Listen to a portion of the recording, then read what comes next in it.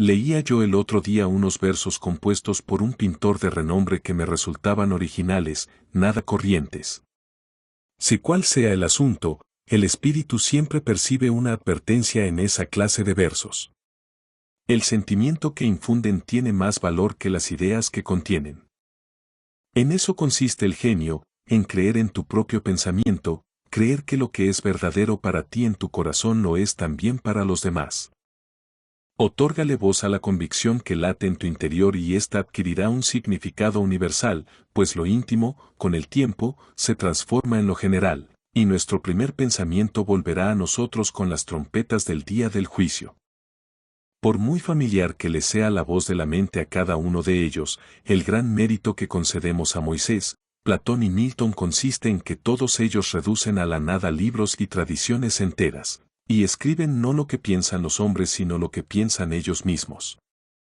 La persona debe aprender a detectar y a atender ese destello de luz que cruza el interior de su mente en lugar de admirar el lustre del firmamento con sus bardos y sabios. Sin embargo, el hombre rechaza su propio pensamiento sin dudarlo, y lo rechaza porque proviene de sí mismo. En cada obra del genio reconocemos los pensamientos que hemos descartado, vuelven a nosotros con una cierta majestuosidad ajena. Esta es la lección que nos enseñan y a ese grandes obras de arte. Nos muestran cómo obedecer a nuestra impresión natural, y siempre con una inflexibilidad jovial, en aquellos momentos en que se nos llama desde la otra orilla.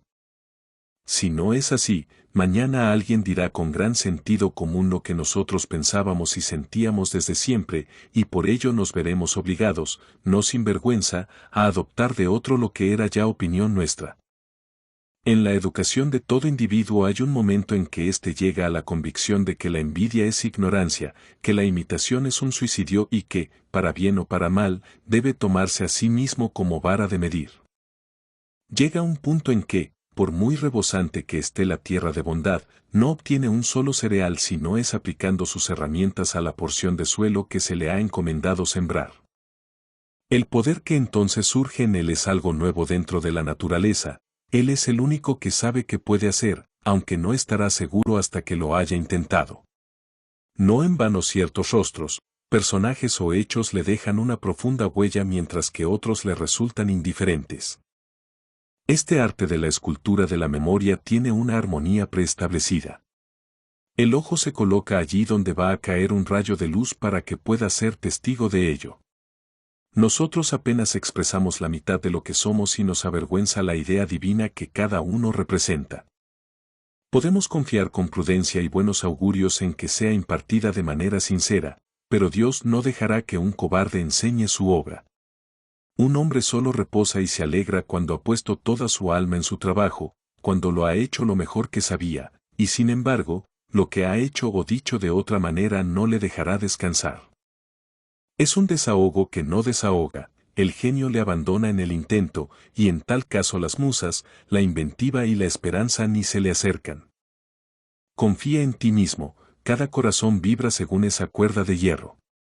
Acepta el lugar que la divina providencia te ha otorgado, la sociedad de tus contemporáneos, la cadena de los sucesos. Así lo han hecho los grandes hombres, como niños, se han encomendado al genio de sus tiempos, y su entendimiento ha manifestado que aquello que realmente merece la pena se encontraba a su lado, trabajando a través de sus manos y dominando su ser.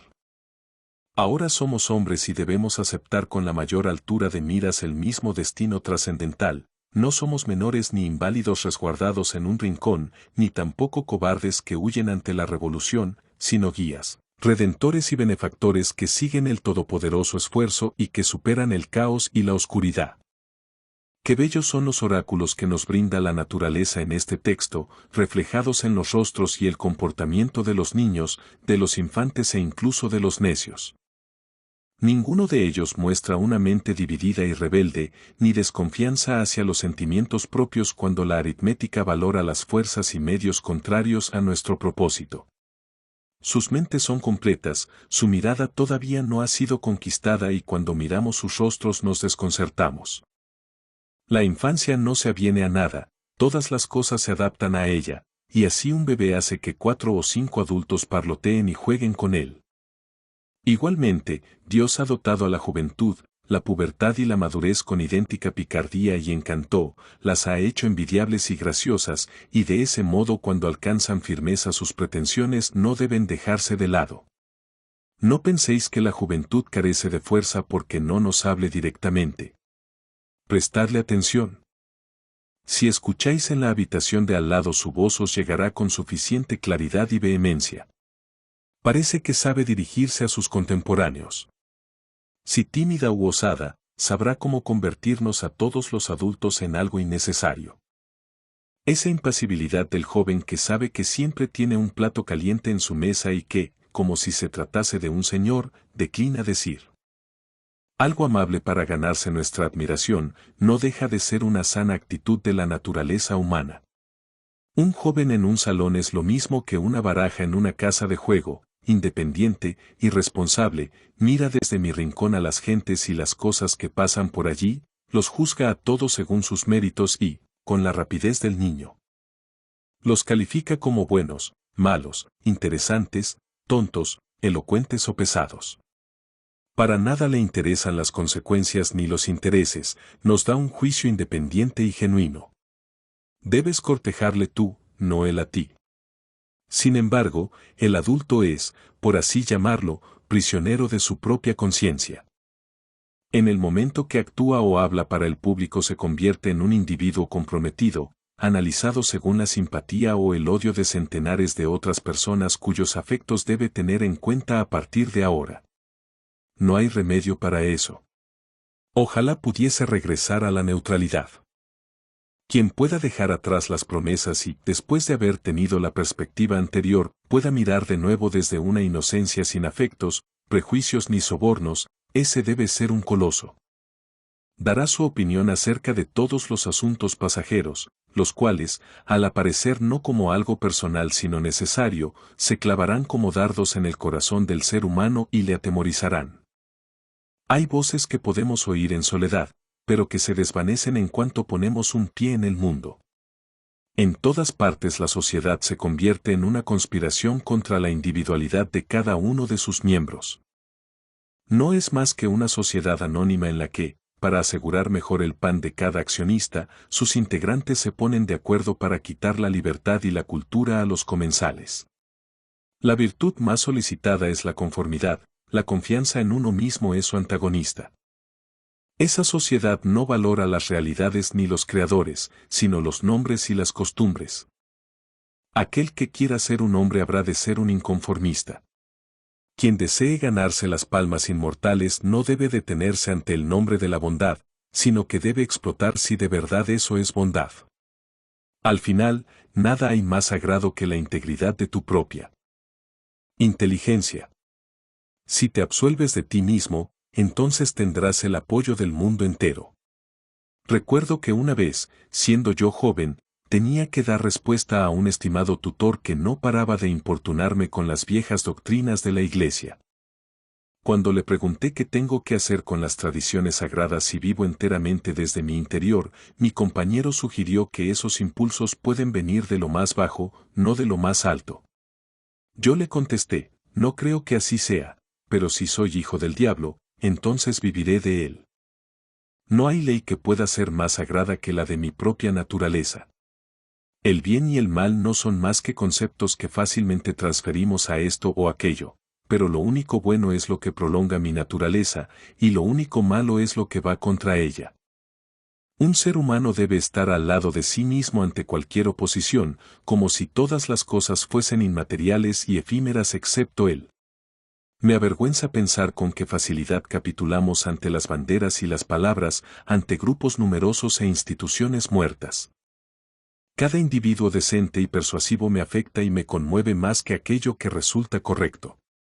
Yo mismo debería caminar erguido y con energía, y debería decir la verdad sin importar las circunstancias. ¿Debemos permitir que la malicia y la vanidad se disfracen de filantropía? Si un fanático se lanza a la lucrativa causa del abolicionismo y se me acerca para contarme las últimas noticias sobre Barbados, no sé por qué no debería decirle, dedica tu amor a tus hijos, también a los leñadores del bosque, ten una buena naturaleza y sé modesto. Alcanza la gracia y no trates de barnizar esa ambición cruel y poco caritativa que tienes con una inverosímil ternura hacia camaradas que están a miles de millas de aquí. El amor por lo lejano es un insulto hacia tu país. Semejante recibimiento sería sin duda áspero y descarnado, pero la verdad es más bella que el cariño fingido. Vuestra bondad ha de tener espinas, o de lo contrario no será nada. La doctrina del odio debe invocarse como contrapunto a la doctrina del amor cuando ésta consiste en quejidos y lloriqueos. Cuando el genio llama mi nombre, dejo de lado a mis padres, a mi mujer y a mis hijos. Podría escribir la palabra capricho en el dintel de la puerta, aunque espero que haya algo más que capricho en esto, pero no podemos gastar todo el día en dar explicaciones. Yo no os diré el motivo por el que busco o evito tener compañía. Igualmente, no me digáis vosotros, como hizo hoy mismo un buen hombre, que es mi obligación mejorar la situación de todos los pobres. ¿Acaso son mis pobres? Yo le digo al filántropo estúpido que solo a regañadientes puedo darle $1 o $1 a aquellos que me pertenecen tan poco como yo les pertenezco a ellos. Si existe una clase de personas a las que me vendo, y a las que compro, por afinidad espiritual. Si fuese necesario, iría a la cárcel por ellas.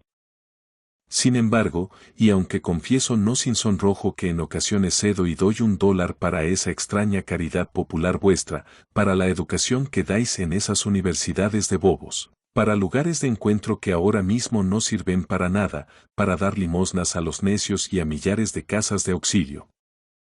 Es cierto que se trata de $1 envenenado que las más de las veces tengo la integridad de ahorrarme. Según la apreciación popular, las virtudes son más una excepción que una regla. Ahí va un hombre con virtudes. Las personas llevan a cabo lo que se llama una buena acción, ya sea un acto de coraje o de caridad, de la misma manera que pagan una multa por no haber aparecido en la exhibición diaria. Sus obras no son más que una apología o un debilitamiento de su existencia en el mundo, igual que los inválidos y los locos han de pagar un precio más alto. Sus virtudes son realmente una carga. Yo no quiero expiar mi culpa, quiero vivir. Mi vida tiene valor por sí misma, no está hecha para el espectáculo. La preferiría mucho antes aunque fuese menos variada, pero genuina y equilibrada, que rutilante e insegura. Quiero que sea firme y dulce, que no necesite dietas ni transfusiones. Te pido que me muestres ante lodo que eres un hombre, pero rechazo que lo hagas recurriendo a las acciones. Yo ya he aprendido que es lo mismo llevar a cabo una acción elevada que renunciar a ella. No puedo consentir el tener que pagar por un privilegio al que tengo derecho por naturaleza. Por muy escasos y limitados que sean mis talentos, yo existo, y no necesito el testimonio secundario mío o de mis compañeros. Todo lo que debo hacer es aquello que me concierne, no lo que los demás creen. Esta regla, que resulta tan dura en la existencia real como en la vida intelectual, funciona como distinción entre la grandeza y la mezquindad. Y más dura resultará cuando os topéis con quienes dicen saber mejor que tú cuál es tu obligación. En sociedad es fácil vivir de la opinión de los demás, mientras que en soledad es fácil vivir de la nuestra propia. No obstante, un gran hombre es aquel que cuando está en medio de la multitud sabe salvaguardar la independencia de la soledad con perfecta gracia. La objeción principal a someterse a costumbres que ya os parecen muertas es que dispersan vuestras fuerzas. Os hacen malgastar el tiempo y difuminan la huella de vuestro carácter.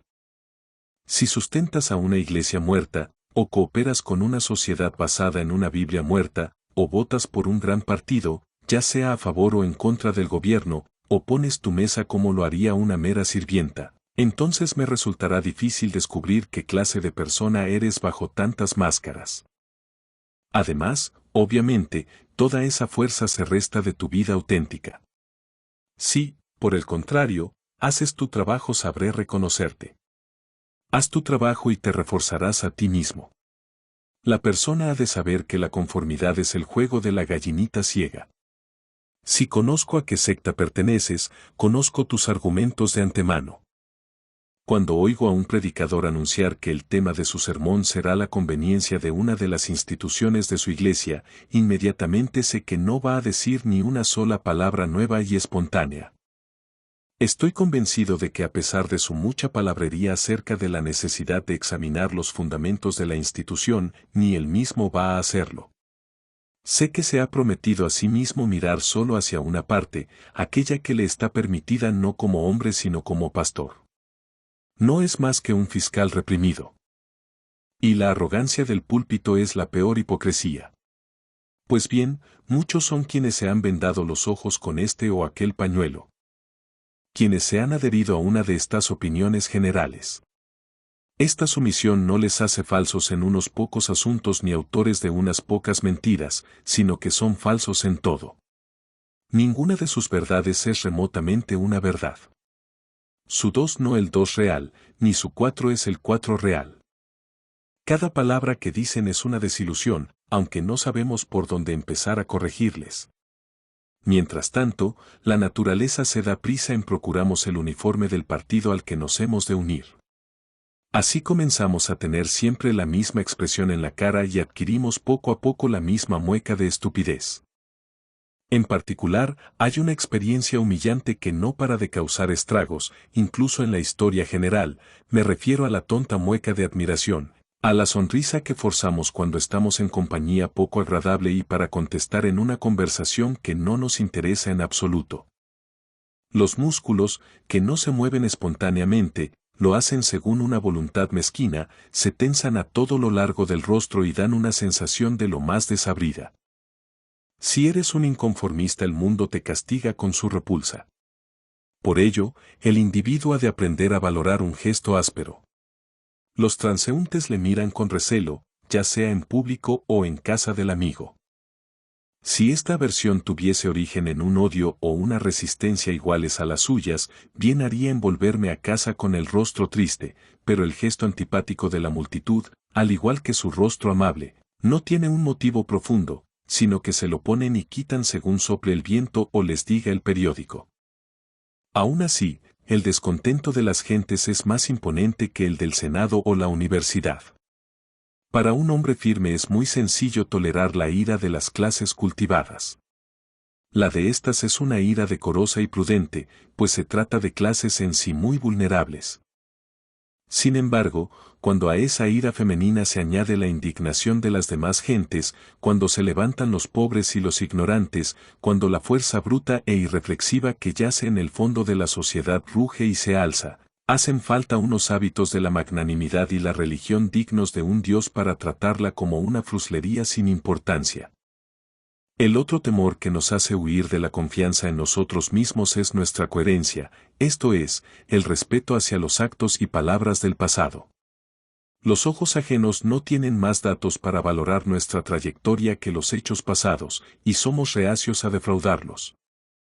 A pesar de todo, ¿por qué deberíamos mantener la cabeza sobre los hombros? ¿Cómo arrancar este cadáver de la memoria sin contradecir algo que dijiste en este o aquel lugar? Imagínate que te contradices, ¿qué pasa entonces? Una de las reglas de la sabiduría parece ser el no guiarse solamente por la memoria, ni siquiera en actos de pura memoria, sino juzgar el pasado a través del millar de ojos del presente y vivir siempre un día nuevo. En tu metafísica has privado de personalidad a la deidad, y sin embargo, cuando surjan los sentimientos devotos en el alma, dótales de alma y vida aunque tengas que disfrazar la figura de Dios con colores y formas. Abandona tu teoría igual que José dejó su capa sobre la adúltera, y márchate. El duende de las mentes simples es la incoherencia, la misma que adoran los políticos, filósofos y clérigos más pobres. Si un espíritu grande posee consistencia, ya no le resta nada más por hacer. Puede dedicarse por entero a sí mismo y a su sombra. Di lo que piensas hoy con palabras austeras, y de la misma manera mañana di lo que piensas aunque contradiga lo que has dicho hoy, así te asegurarás de que todos te malinterpreten. ¿Es por ello tan malo que le malentiendan a uno? Incomprendidos fueron Pitágoras, Sócrates, Jesús, Lutero, Copérnico, Galileo, Newton y todos los demás espíritus puros y sabios que se han encamado en el mundo. Ser grande consiste en ser incomprendido. Supongo que nadie puede violar su propia naturaleza. Todas las efusiones de su voluntad están cercadas por la ley de mi ser, del mismo modo que los salientes de los Andes y el Himalaya resultan insignificantes en la curva general del globo. Tampoco importa demasiado cómo calibras o pones a prueba al individuo. Una personalidad es como unas siglas o como un verso palíndromo, significa lo mismo ya lo leas hacia adelante o hacia atrás. En esta existencia deliciosa y retirada que Dios me ha concedido me permito ir anotando mis humildes pensamientos día tras día sin mirar hacia adelante o hacia atrás, y no me cabe duda de que todos ellos son simétricos aunque yo ni los vea ni los quiera así. Mi obra ha de tener el aroma de los pinos y el zumbido de los insectos. Las golondrinas que sobrevuelan mi tejado deben enganchar en mi propia red los hilos o pajitas que llevan en el pico. Pasamos por aquello que somos. El carácter educa por encima de la voluntad.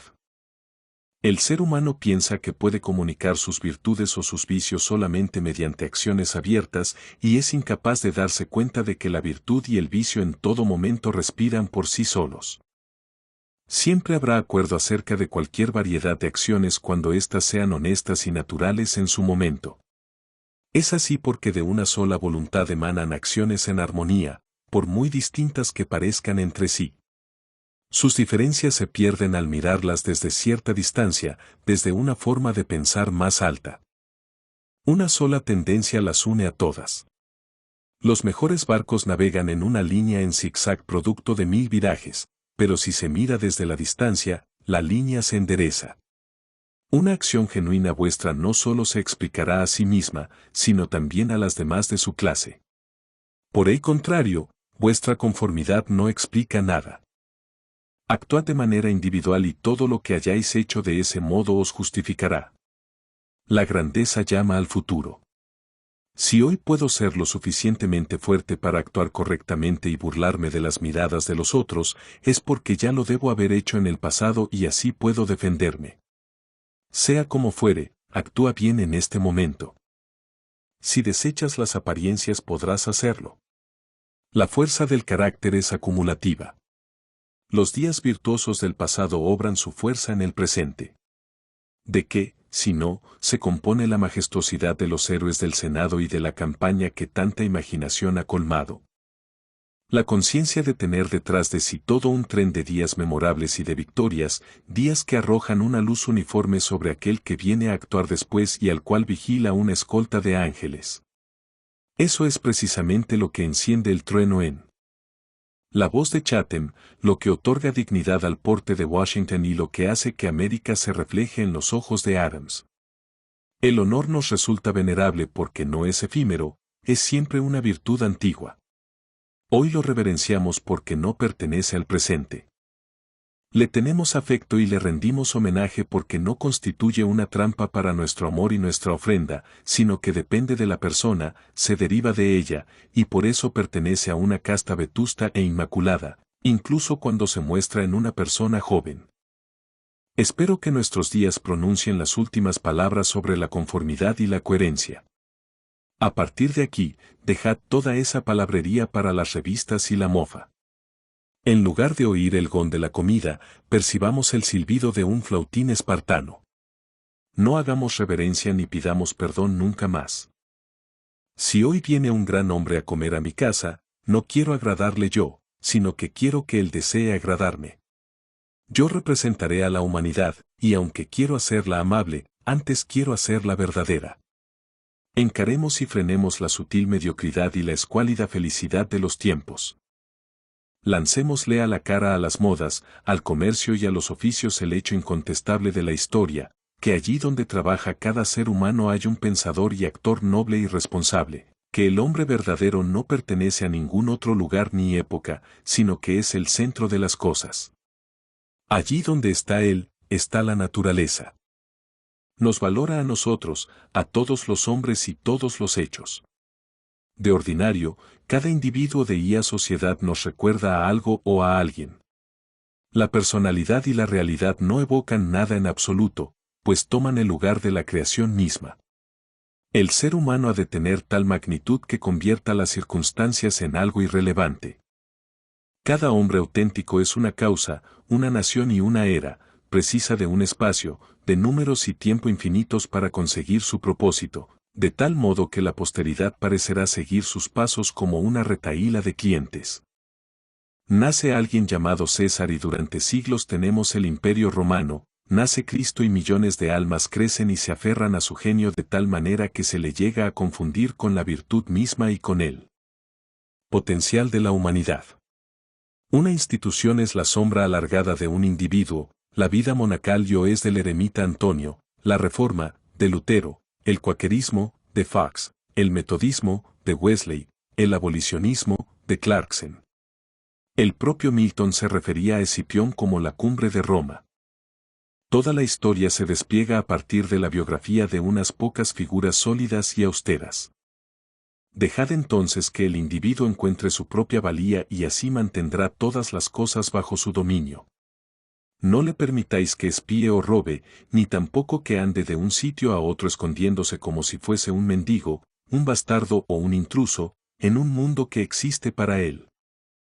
Sin embargo, el hombre de la calle, que no encuentra en su interior un valor que se corresponda con la fuerza necesaria para construir una torre o esculpir un dios de mármol, se siente como un desheredado cuando mira obras semejantes. Para él, un palacio, una estatua o un libro caro tienen un aire lejano y prohibido, como si fuese un carruaje muy vistoso que parece decirle, ¿y tú quién eres? Muy al contrario, son todas cosas suyas, reclaman su atención y piden que sus facultades se muestren y tomen posesión de ellas. El cuadro aguarda mi veredicto, no tiene control sobre mí, sino que soy yo quien ha de decidir si merece el elogio. Recordad aquella fábula en la que cogían a un borracho de la calle, lo llevaban a casa de un duque, lo aseaban y vestían y después le metían en la cama de éste, tras lo cual, a la mañana siguiente, todos le trataban con la pompa digna de un duque y le contaban que había estado fuera de sus cabales. Pues bien, esta historia debe su fama al hecho de que simboliza a la perfección el estado del ser humano, que en el mundo actual no es sino un borracho que de vez en cuando se despierta. Hace uso de su razón y se da cuenta de que en verdad es un príncipe. Nuestras lecturas son pobres y aduladoras. En lo que atañe a la historia, nuestra propia imaginación nos engaña. Los reinos y la nobleza, el poder y la clase social, forman un vocabulario más llamativo que ese John o Edward particulares que viven en sus pequeñas casas y trabajan todos los días. Sin embargo, los asuntos vitales son los mismos para todos, y la suma de todos ellos nos da el mismo resultado. ¿Por qué tanta deferencia hacia Alfredo, Skanderbeg y Gustavo? Imaginemos que fueron todos ellos hombres virtuosos. ¿Es que agotaron las virtudes? Lo que depende de tus actos privados hoy es tan grande como lo que aquellos dejaron tras sus célebres pasos públicos. Cuando un individuo particular actúa a partir de un punto de vista original, las acciones de los reyes le transfieren el esplendor de los caballeros. Al mundo lo han educado sus reyes, los cuales han hipnotizado los ojos de las naciones. Un símbolo de tal calibre nos ha enseñado la reverencia mutua que el hombre ha de tener con los demás hombres. Esa lealtad gozosa con la que individuos de todo el mundo han soportado que sus monarcas, nobles o propietarios se guiasen según sus leyes particulares, que para juzgar a los hombres y las cosas tuviesen una escala distinta, que no pagasen sus privilegios con dinero sino con honor y que se creyesen representantes de la ley.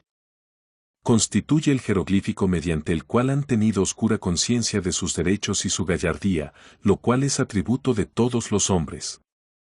El atractivo que ejerce toda acción original se explica cuando preguntamos acerca del motivo de la confianza en uno mismo. ¿Quién confía? ¿Sobre qué sujeto primigenio puede fundamentarse una confianza universal? ¿Cuál es la naturaleza y el poder de esa estrella que desafía a la ciencia? Ese astro sin paralelo ni elementos mensurables que arroja unas de belleza incluso sobre acciones impuras y triviales siempre que aparece el más mínimo rastro de independencia. Estas preguntas nos llevan a ese manantial que llamamos espontaneidad o instinto, que es esencia del genio, la virtud y la vida. A esta sabiduría primigenia la denominamos intuición, mientras que todo lo que viene después son enseñanzas.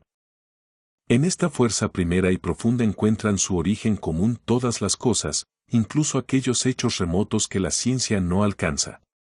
Esto sucede porque el sentido de la existencia que, sin saber cómo, se despierta en nuestra alma durante los momentos de calma no es diferente de los objetos, del espacio, de la luz, del tiempo o del hombre, sino que con ellos forma una unidad y obviamente proviene de la misma fuente de la que provienen la vida y el ser de estos. Primero compartimos la vida que hace que las cosas existan, tras lo cual pasamos a verlas como apariencias de la naturaleza y olvidamos que hemos compartido su causa. Ahí yace la fuente de la acción y del pensamiento. Son esos los pulmones de la inspiración que dota al individuo de conocimiento y que no puede ser negada sin hacer gala de impiedad y ateísmo.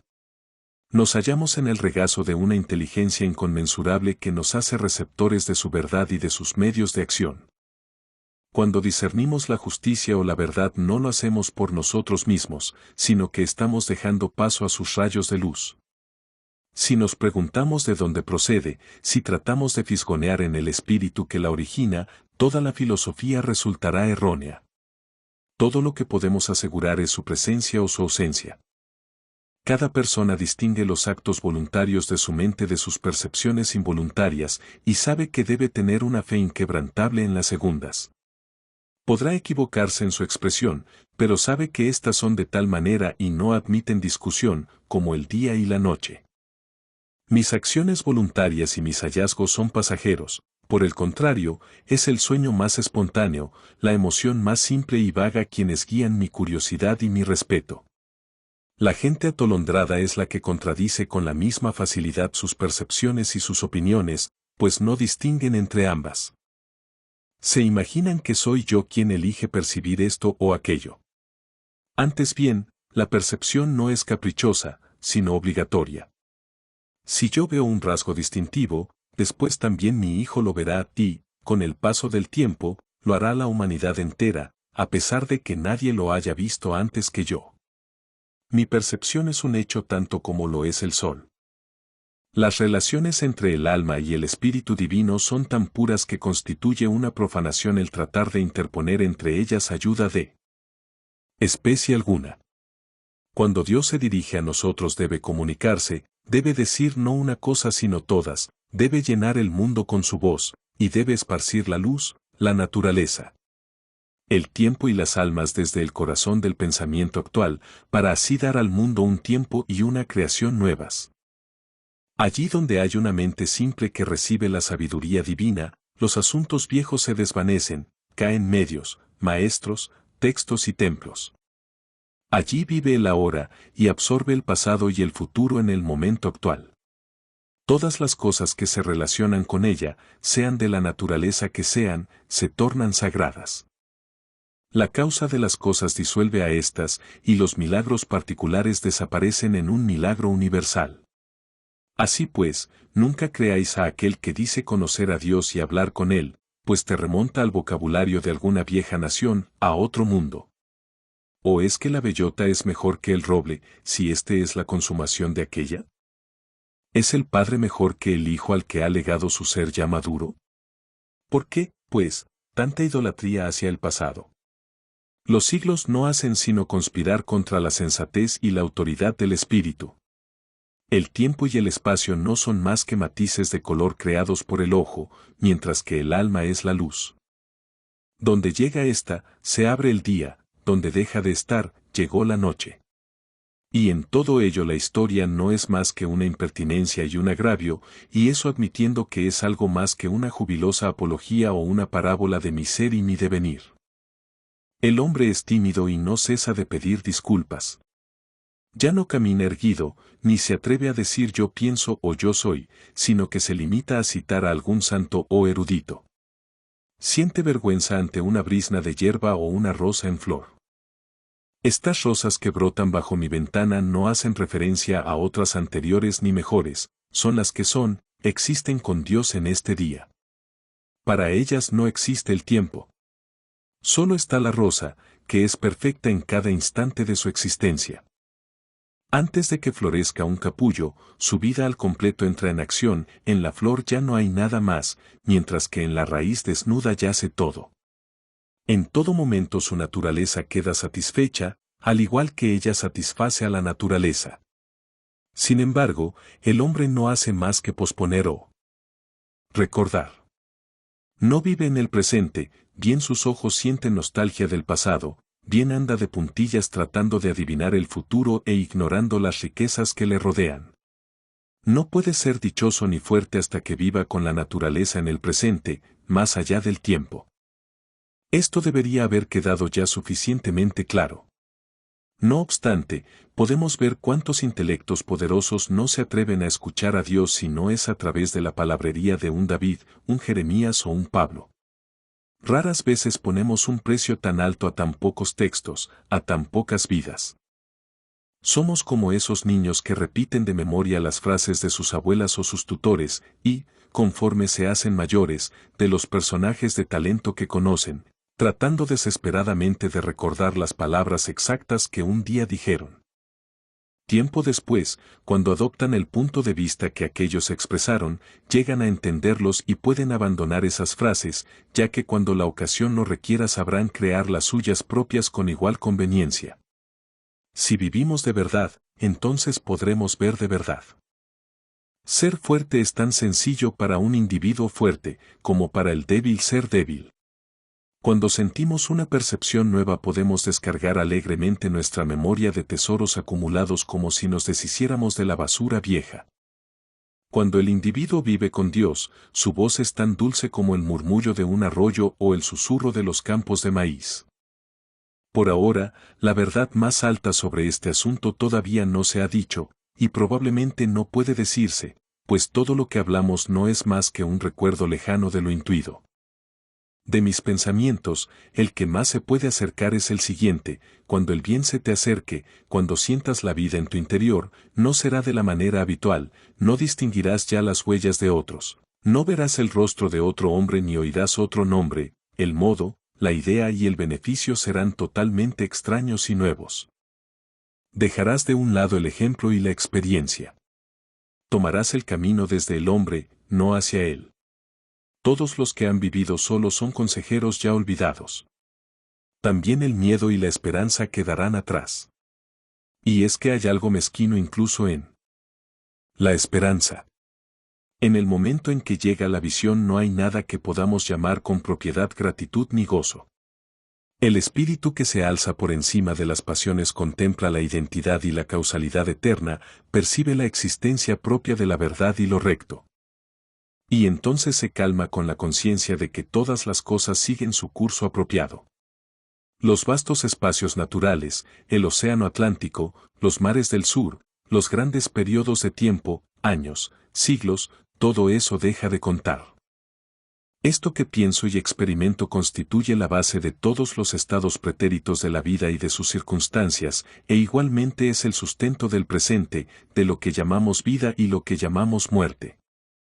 Es la vida lo que tiene valor, no el haber vivido. El poder cesa en los momentos de reposo, pues reside en el momento de transición de un estado pasado a otro nuevo, en el paso del abismo, en el dardo que se dirige a su objetivo.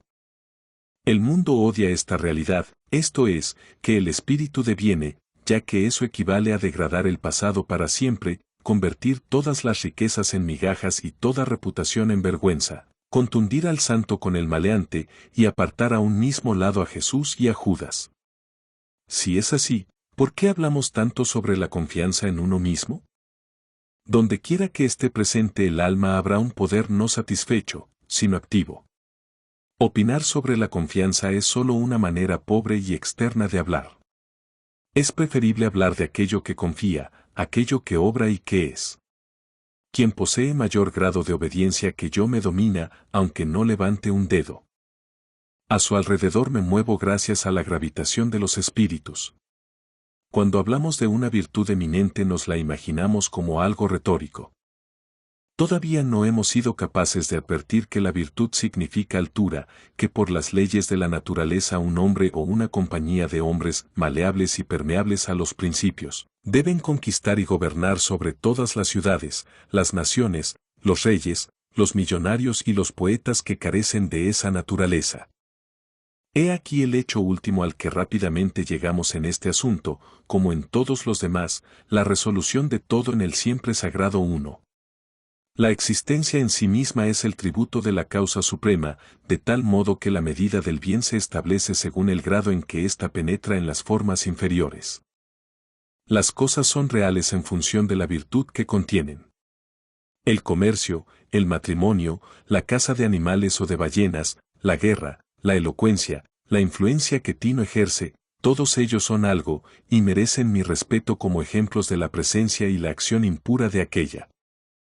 Puedo ver cómo en la naturaleza esa misma ley obra su influencia sobre la conservación y el desarrollo. En la naturaleza el poder es la medida esencial de lo correcto. Ella no permite en su reino nada que no se ayude a sí mismo. La creación y desarrollo de un planeta, su posición y órbita, el árbol torcido que se recupera del huracán o los recursos vitales de todo animal y vegetal son ejemplos de un espíritu autosuficiente y seguro de sí mismo. De este modo, todo se concentra.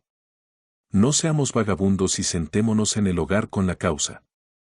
Deslumbremos y confundamos a esa chusma de hombres y libros intrusos declarando con naturalidad el hecho divino. Obliguemos a los invasores a que se quiten los zapatos, pues Dios habita en esta casa.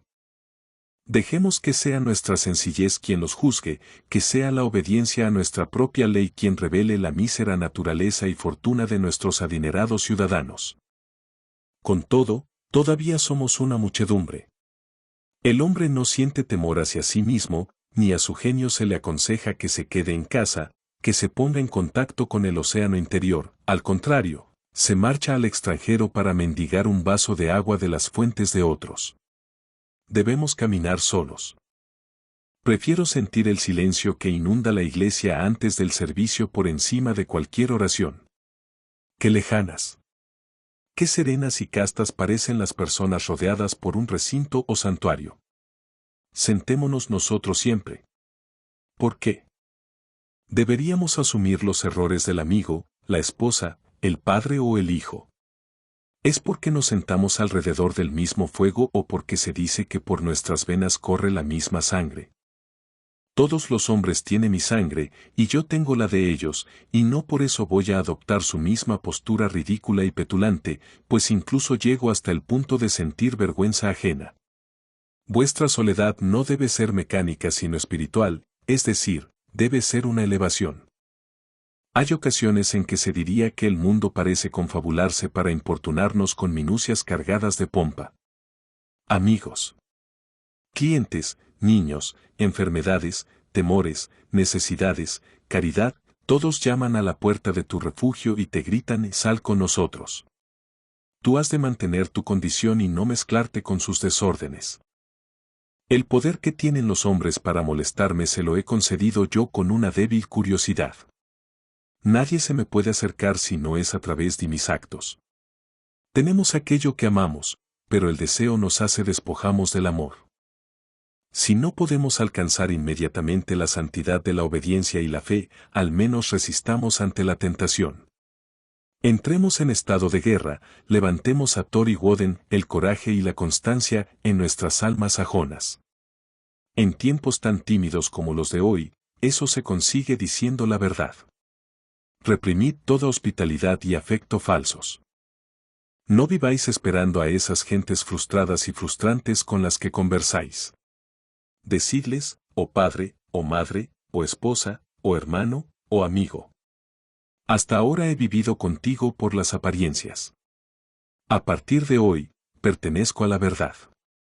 Debéis saber que desde este momento no obedezco otra ahí y que no sea la eterna. En mí no encontraréis promesas, sino cercanía. Me esforzaré por alimentar a mis progenitores, por mantener a mi familia y por ser digno marido para mi esposa, pero estos vínculos he de consumarlos de un modo nuevo y nunca antes visto. Os hablo desde vuestras propias costumbres, pero debo ser yo mismo. Ya no puedo dividirme por vosotros, ni puedo exigiros a vosotros tal cosa. Si podéis amarme por lo que soy, entonces todos seremos felices. Si no podéis, buscaré merecer que lo hagáis. No esconderé mis gustos ni mis aversiones. Confiaré tanto en que todo lo que es profundo es también sagrado que no escatimaré fuerzas en hacer aquello que el corazón me señala y me deleita interiormente. Si eres de carácter noble, te amaré; si no lo eres, ni tú ni yo nos ofenderemos con cumplidos hipócritas. Si eres auténtico de un modo distinto al mío, sé fiel a tus compañeros que yo me buscaré los míos. No hago nada de esto con fines egoístas, sino con humildad y honradez. Por mucho que hayamos vivido entre mentiras, el objetivo mío, tuyo y de todos los hombres es vivir dentro de tu verdad. ¿Parece demasiado severo decir algo semejante en nuestros días? Pronto llegaréis a amar aquello que dicta nuestra naturaleza; si seguimos los pasos de la verdad, ella nos rescatará sanos y salvos. No obstante, así causarás daño a esos tus amigos. Así es, mas no puedo vender mi libertad y mi poder para proteger su sensibilidad. Además, todo el mundo tiene momentos de lucidez en los que giran sus ojos hacia la región de la verdad absoluta; entonces me defenderán y obrarán como yo lo hago. El pueblo piensa que tu rechazo a los principios populares equivale a rechazar cualquier principio, esto es, que equivale al antinomianismo, de modo que hasta el sibarita más imprudente utilizará el nombre de la filosofía para disfrazar sus crímenes. Sin embargo, la ley de la conciencia permanece. Hay dos clases de confesionarios a los que podemos acudir para pedir la absolución. Puedes cumplir con tu obligación confesando de manera directa o de manera refleja. Piensa si has cuidado tus relaciones con tu padre, tu madre, tu primo, tu vecino, con tu ciudad, tu gato y tu perro. Comprueba si alguno de ellos puede reprenderte. Por mi parte, yo puedo dejar a un lado este principio reflejo y absolverme a mí mismo. Tengo mis propias reivindicaciones dignas y mi círculo perfecto, y éste no considera obligaciones las muchas exigencias que pasan por tales. Sin embargo, si soy capaz de descargarme de deudas, podré arreglármelas sin el código popular. Si alguien cree que esta ley es demasiado relajada, que trate de cumplirla durante un solo día. En verdad muestra rasgos divinos quien es capaz de rechazar los argumentos habituales de la humanidad para aventurarse a confiar en sí mismo como dueño de sus acciones. Su corazón tiene que ser elevado, su voluntad fiel y su vista limpia para que de veras pueda erigirse en doctrina, sociedad y ley para sí mismo, pues el propósito más simple es para él tan fuerte como la necesidad imperiosa lo es para otros. Si alguien tiene en cuenta estos aspectos referentes a lo que llamamos sociedad, comprobará cuán necesaria resulta esta ética. Diríase que le han arrancado la fibra y el corazón al hombre, y por eso se ha transformado en un quejica temeroso y abatido. Tenemos miedo a la verdad, a la fortuna, a la muerte y a cada uno de nosotros mismos. Nuestra era no produce individuos extraordinarios y perfectos. Queremos hombres y mujeres que renueven la vida y nuestra situación social, pero vemos que la mayoría de las figuras son poco solventes, que no pueden satisfacer ni sus propias necesidades, que su ambición excede con mucho su fuerza práctica, y que continuamente se inclinan para suplicar. Nuestra vida doméstica es digna de un mendigo; ni siquiera hemos elegido nuestras artes, nuestras actividades, nuestros matrimonios o nuestra religión, sino que la sociedad lo ha hecho en nuestro lugar. Somos soldados de salón. Rehuimos la difícil batalla del destino, que es donde nace la fuerza. Si nuestros jóvenes fracasan en sus primeras labores, perderán la esperanza. Si un joven mercante falla, le dicen que está arruinado. Si, transcurrido un año de haberse graduado, el mejor de nuestros cerebros universitarios no consigue que le metan en una oficina de los alrededores de Boston o Nueva York, tanto a él como a sus amigos les parecerá bien justificado que éste se desmoralice y se queje durante el resto de sus días. Cualquier muchacho de New Hampshire o Vermont con suficiente empuje como para acometer todas las profesiones, para crear un equipo, labrar o vender de puerta en puerta, para mantener una escuela, dar sermones, editar un periódico, ir al Congreso, comprar terrenos públicos, etc., vale tanto como un centenar de esas marionetas de ciudad. Él sí camina hombro con sus tiempos y no siente vergüenza por no estudiar una profesión, ya que no demora su vida, sino que la vive en el momento. No tiene una oportunidad, sino cientos.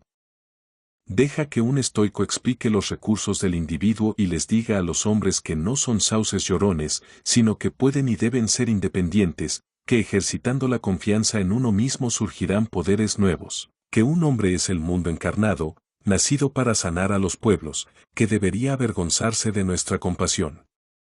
Y que en el momento que actúa por sí mismo y arroja por la ventana las leyes, los libros, el fanatismo y las costumbres, entonces dejamos de tenerle lástima y pasamos a darle las gracias y a reverenciarle.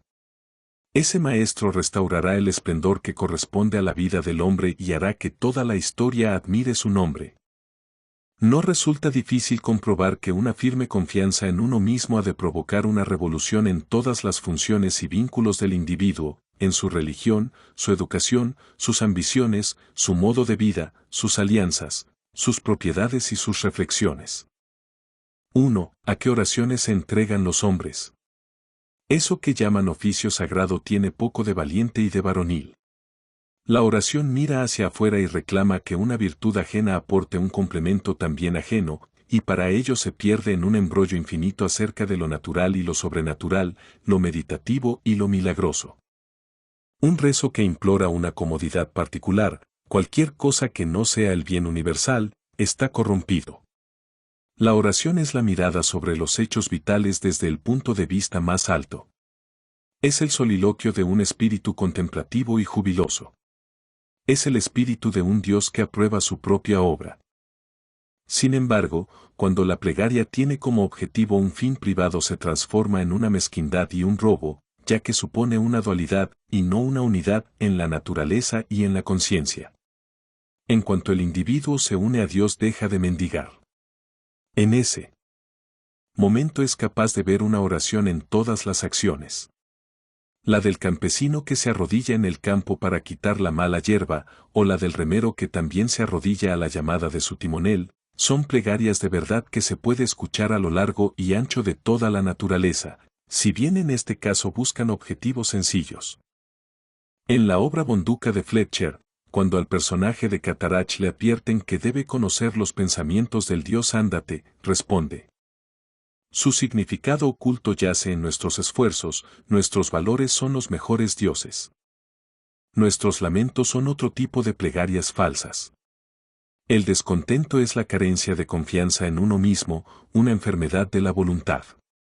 Lamentad las calamidades si con ello podéis ayudar a quien las sufre, si no es así, aplicaos a vuestra tarea y con ello comenzará a repararse el mal. Nuestra compasión es tan mezquina como el lamento. Acudimos a quienes lloran por tonterías, nos sentamos a su lado y lloramos para acompañarlos, en lugar de mostrarles la verdad y la salud con descargas eléctricas que les pongan de nuevo en comunicación con su propio sentido común. El secreto de la fortuna está en la alegría de nuestras manos. Dioses y hombres dan la bienvenida a todo aquel que se ayuda a sí mismo. Para él todas las puertas están abiertas, todas las voces le saludan, todos los honores le coronan y todas las miradas le siguen con deseo. A él va nuestro amor y lo abraza, precisamente porque no lo necesita.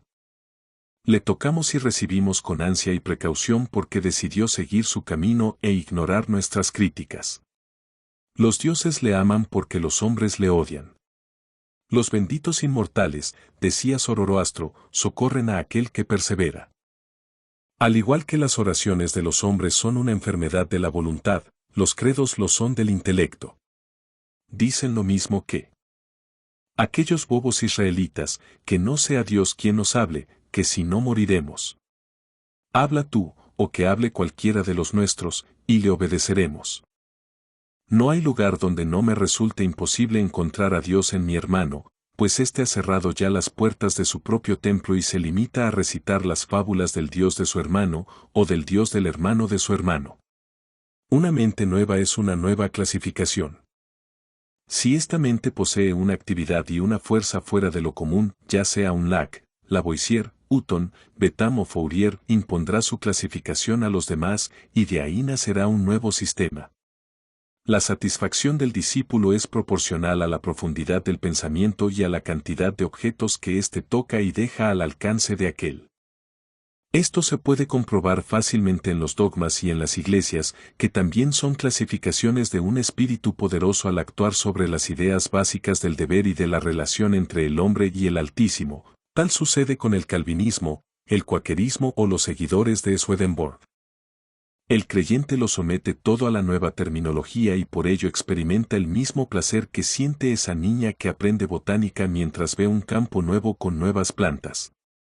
Durante un cierto tiempo, el discípulo creerá que su inteligencia ha aumentado gracias al estudio de la mente de su maestro. Sin embargo, las mentes simples idolatran las clasificaciones, las hacen pasar por fines en sí mismos y no por instrumentos provisionales, de tal modo que los muros del sistema y los del universo se les mezclan allá en el horizonte. Creen que los astros cuelgan del arco que construyó su maestro. No pueden entender por qué vosotros, seres extraños, deberíais tener derecho a mirar, ni siquiera entienden que vosotros también sabéis mirar. Deben habérselas ingeniado para robarnos la luz. No se dan cuenta de que la luz, azarosa e indómita, penetrará en todas las casas, incluso en las suyas. Dejadles que graznen y crean que les pertenece.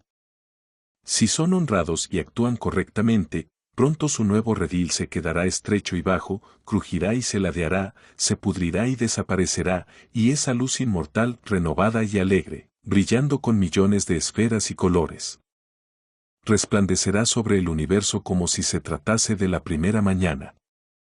2. La falta de una cultura propia hace que la superstición de viajar, cuyos ídolos son Italia, Inglaterra y Egipto, fascine a todos los americanos cultos. Quienes convirtieron a Inglaterra, Italia o Grecia en objetos de veneración para la imaginación lo hicieron quedándose donde estaban, como si fuesen el eje de la tierra. En las horas de empuje sentimos que el deber es nuestro sitio. El alma no es un viajero. El hombre sabio se queda en casa, y cuando las necesidades o el deber le llaman a salir de ella o a viajar a tierras extrañas, su semblante dice a los hombres que viene como misionero del conocimiento y de la virtud. Y por ello visita ciudades y gentes en calidad de rey, no como intruso o como ayuda de cámara. No voy a poner objeciones a la navegación alrededor del globo mientras ésta sirva a los propósitos del arte, del estudio y de la benevolencia, pues con ella primero se puede adiestrar al individuo, o conseguir que no se marche al extranjero con la esperanza de hallar algo más grande que lo que ya conoce. Quien viaja por pasatiempo o para conseguir lo que no tiene se aleja de sí mismo y, por muy joven que sea, envejece entre objetos viejos. Sea en Tebas o en Palmira, su voluntad y su mente se hacen viejas y se dilapidan tanto como las ciudades mismas. Lleva ruinas a las ruinas. Viajar es el paraíso de los ingenuos. Nuestros primeros viajes sirven para descubrir cuán poco diferentes son los lugares. En mi propia casa puedo soñar que me embriaga la belleza de Nápoles y Roma, y gracias a eso me abandona la tristeza. Hago las maletas, me despido de los amigos, me embarco y amanezco en Nápoles, pero no he dejado atrás la cruda realidad, junto a mí está el mismo sujeto triste e intranquilo del que pretendía huir. Busco el Vaticano y los palacios. Intento que me embelecen sus vistas y evocaciones, pero no es así. Mi coloso va donde quiera que voy yo. 3. Con todo, el furor por los viajes es síntoma de una debilidad mayor que afecta a toda la actividad intelectual. El intelecto es un vagabundo, pero es nuestro sistema educativo quien estimula la impaciencia. Nuestra mente viaja mientras nuestros cuerpos han de permanecer en casa. Nos conformamos con imitar, pero ¿qué es la imitación sino el viaje de la mente? Nuestras casas se construyen según el gusto extranjero, nuestras estanterías se adornan con ornamentos extraños y nuestros gustos, opiniones y facultades se inclinan hacia el pasado y lo distante. Allí donde florecieron las artes fue porque el alma las creó. El artista solo tuvo que buscar modelos en su propia mente. Fue una aplicación de su pensamiento a la cosa que había que hacer y a las condiciones que había que cumplir. ¿Por qué habría de copiar los modelos dórico o gótico? La belleza, la proporción, la grandeza de pensamiento y la expresión austera nos resultan tan cercanas a nosotros como a cualquiera. Y si el artista americano estudia con confianza y devoción qué es lo que tiene que hacer y tiene en cuenta el clima, la tierra, la duración del día, las necesidades de la gente, los hábitos y formas del gobierno, entonces será capaz de crear un hogar en que quepan todos ellos, y de paso satisfará el gusto y los sentimientos.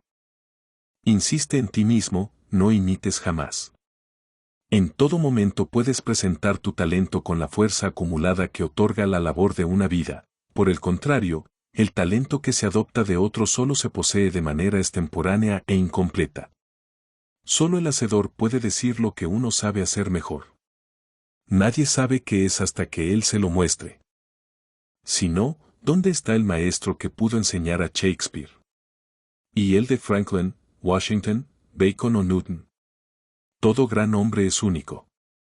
El escipionismo de Escipión es precisamente la parte de la que no podemos apropiarnos. Shakespeare nunca emergerá del estudio de sus obras. Haz aquello que se te ha asignado y no podrás esperar ni arriesgarte demasiado. En este momento te aguarda una frase tan valiente y sublime como el escoplo de Fidias, la espátula de los egipcios o la pluma de Moisés o Dante, aunque distinta de todas ellas. No parece probable que un espíritu tan fértil y elocuente y con tantas voces distintas se digne a repetirte las cosas. Sin embargo, si puedes oír a estos patriarcas podrás responderles con el mismo tono de voz, pues el oído y la lengua son dos órganos de una misma naturaleza. Habita en las regiones sencillas y nobles de tu vida, obedece a tu corazón y llegarás a reproducir de nuevo el antemundo. 4. Si nuestra religión, nuestra educación y nuestro arte dirigen la mirada al extranjero, lo mismo ocurre con el espíritu de nuestra sociedad. Todos los hombres alardean de haber contribuido al progreso de la sociedad y sin embargo el hombre no ha progresado nada. La sociedad no progresa nunca. Cuando avanza por un lado es para retroceder por otro. Está en continua transformación, es bárbara, civilizada, cristiana, opulenta o científica, pero estos cambios no constituyen una mejora. Por cada cosa que se nos concede tenemos que entregar algo. La sociedad se enriquece con artes nuevas a costa de perder instintos antiguos. Qué contraste entre, por una parte, el americano bien vestido que lee, escribe y piensa y lleva en su bolsillo un reloj, un lápiz y una letra de cambio, y, por otra, el nativo desnudo de Nueva Zelanda cuyas posesiones se reducen a un garrote, una lanza, una esterilla y un rincón en la choza común para pasar la noche. No obstante, si comparáis y a salud de ambos veréis que el hombre blanco ha perdido su vigor primitivo. Si es cierto lo que dicen los viajeros, golpead con un hacha a un salvaje y observaréis que sus heridas se cierran en 1 o 2 días, como si hubieseis descargado sobre una resina blanda, mientras que un golpe semejante llevará al hombre blanco directamente a la tumba. El hombre civilizado construye carruajes, pero ha abandonado el uso de los pies. Podrá apoyarse en las muletas, pero ha perdido la potencia de los músculos. Lleva un precioso reloj suizo, pero ha olvidado cómo averiguar la hora valiéndose del sol. Podrá encontrar información fiable en su almanaque náutico de Greenwich, pero él, hombre de la calle, desconoce las estrellas del cielo. No contempla el solsticio, y del equinoccio apenas sabe nada. El radiante calendario del año no tiene indicador en su mente, su agenda debilita su memoria, las bibliotecas son una carga para su ingenio, las casas de seguros hacen que aumente el número de accidentes. Y cabe preguntarse si la tecnología no nos estorba demasiado, si con el refinamiento no habremos perdido fuerza, y también algo del empuje de la virtud natural por culpa de un cristianismo atrincherado en sus formas e instituciones. Y es que cada estoico era un estoico, pero, ¿en la cristiandad dónde está el cristiano? No hay desviación mayor en la ley moral que la que afecta a la altura o el volumen. Hoy día los hombres no son más grandes que los de antes. Puede observarse una extraña igualdad entre los hombres ilustres de la antigüedad y los de ahora. Ni toda la ciencia, ni el arte, ni la religión ni la filosofía del siglo XIX sirven para educar hombres más grandes que los héroes que creó Plutarco 23 o 24 siglos atrás. La casta no progresa con el tiempo. Foción, Sócrates, Anaxágoras y Diógenes fueron personajes de gran estatura, pero no hemos heredado de ellos ninguna clase social. A aquel que pertenece a su clase no se le suele llamar por el nombre de aquellos, sino que tiene el suyo propio y es a su vez fundador de su propia institución. Las artes y los inventos de cada época constituyen el ropaje de las mismas, mas no fortalecen al individuo. Quizá el daño que causan las máquinas perfeccionadas compensará sus bienes. Hudson y Bering consiguieron tantas cosas con sus barcos de pesca que asombraron a Peary y a Franklin, cuyo equipamiento ya había agotado los recursos de la ciencia y el arte. Galileo solo necesitó unos simples anteojos para descubrir una serie de fenómenos celestes más soberbios que cualesquiera que se hayan visto después. Colón encontró el Nuevo Mundo navegando en una carabela. Resulta curioso comprobar cómo los medios y las tecnologías que se presentaban entre el clamor de los elogios hace unos años o unos siglos, caen en desuso y desaparecen cada cierto tiempo. El genio retoma al hombre esencial. Consideramos los progresos en el arte de la guerra como un triunfo de la ciencia. Sin embargo, Napoleón conquistó Europa utilizando el sistema del vivac, que consiste en alimentarse solamente del valor, sin ninguna otra ayuda externa. Según las casas, el emperador mantenía que resultaba imposible formar un ejército perfecto si a los soldados no se les quitan las armas, los almacenes, los comisarios y los vehículos y, al modo romano, se les entrega una ración de trigo para que lo trituren en sus manos y se hagan ellos mismos su pan. La sociedad es una ola. La ola avanza, pero el agua de la que está compuesta no. La misma partícula no se eleva desde el valle hasta la cresta. Su unidad es solo una apariencia. Las personas que forman hoy una nación morirán el año que viene y se llevarán con ellos sus experiencias. Así, la confianza en la propiedad, incluyendo la confianza en los gobiernos que la protegen, también denota falta de confianza en uno mismo. Hace tanto tiempo que los hombres han apartado la mirada de sí mismos y de las cosas que han llegado a contemplar las instituciones religiosas, cultas y civiles como defensores de la propiedad, y desprecian toda crítica hacia aquellas porque creen que son ataques a esta. Miden el valor de las personas por lo que poseen, no por quienes son. A pesar de ello, el nuevo respeto por la naturaleza propia hace que el hombre culto sienta vergüenza de sus posesiones. Sobre todo odia lo que tiene si considera que es accidental, que le ha llegado por herencia, por donación o mediante un delito.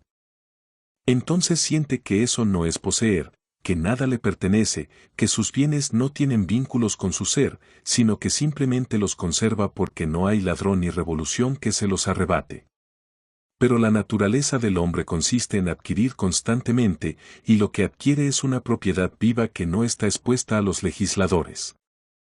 Las multitudes, las revoluciones, el fuego, la tormenta o las bancarrotas, sino que está en constante renovación allí donde respira el ser humano. Tu parte de la vida, decía el califa Alí, va siempre detrás de ti, así que deja de andar buscándola. Nuestra dependencia respecto de estos bienes ajenos nos conduce a un respeto servil por los números. Los partidos políticos celebran asambleas populosas. A medida que aumenta la concurrencia, los millares de ojos y brazos nuevos que saludan a cada nueva agrupación, la delegación de Essex, los demócratas de New Hampshire, los liberales de Maine, permiten que el joven patriota se sienta más fuerte que antes. Igualmente, los reformistas convocan asambleas donde se vota y se toman decisiones por aclamación. Amigos míos, Dios no se acercará y habitará en vosotros por medios semejantes. En el momento en que un hombre deja de lado todo el apoyo externo es cuando le veo fuerte y predominante. Cada vez que tiene que recurrir a su estandarte se hace más débil. ¿Acaso un individuo no es mejor que una ciudad? No le pidas nada al hombre, pues en un mundo en eterno cambio es tu columna firme la que debe aparecer como sustento de todo aquello que te rodea. Aquel que sabe que el poder es innato, que entiende que la debilidad proviene de buscar la bondad fuera de sí mismo y, sabiéndolo, se lanza a su propio pensamiento, es quien puede caminar erguido, gobernar sus extremidades y obrar milagros, igual que quien camina apoyándose en los pies es más estable que quien lo hace sobre la cabeza. Así pues, utilizad aquello que llamamos fortuna. Muchos son quienes juegan con ella y lo ganan todo o lo pierden nodo, depende de la rueda. Pero tú has de entender que tales ganancias son ilícitas y debes desenvolverte en la causa y el efecto, que son los dignatarios de Dios. Trabaja y adquiere dentro de la voluntad, así retendrás la rueda de la fortuna y no tendrás que temer sus giros. Una victoria política, una subida de los alquileres, la recuperación tras una enfermedad o el regreso del amigo ausente son hechos que nos colman de alegría, y con buena lógica piensas que tras ellos han de venir días propicios. No te lo creas. Nada que no seas tú puede darte paz. Nada que no sea el triunfo de los principios.